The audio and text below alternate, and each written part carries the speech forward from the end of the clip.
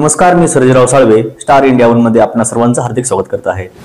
चोपडा तालुक्यात रात्री झालेल्या वादळी वाऱ्यामुळे केळीचे नुकसान। काल रात्री चोपडा तालुक्यात अचानक सुसाट वारा सुटल्याने या वादळी वाऱ्यामुळे नागरिकांना दिवसभरातील उष्णतेपासून गारवा मिळाला असला तरी विजेचा लपंडाव सुरू झाला होता। परंतु तालुक्यात केळीचे घड लागलेले व उंच असलेले केळीचे झाड या वादळी वाऱ्यामुळे शेतात आडवे पडले। गोरगावले भागात मोठ्या प्रमाणावर केळीची लागवड करण्यात येते, त्यापैकी बरीचशी केळी काढणीला आलेली आहे। रात्री झालेल्या वादळी वाऱ्यामुळे केळीच्या शेतात 150 ते 200 उभी केळीची झाडं पडलेली आहेत।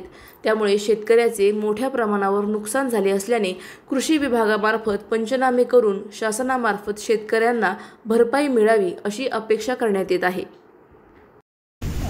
संध्याकाळी रात्री आवाज आला तेव्हा पडलं ते 150-200 झाड येईन ते 150-200 झाडे। हां, काल किती वाजता हे वादळ होतं? रात्री 9 ते 11 पर्यंत चाललं असेल ते। म्हणजे खूप जोरदार जोरदार बनवणे होत होतं ते। हां हां।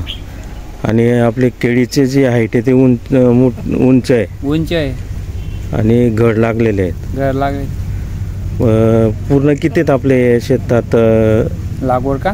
लागवड 1500। मग त्यापैकी हे जे काल वादळ झालं त्यामुळे किती आडवे झाले?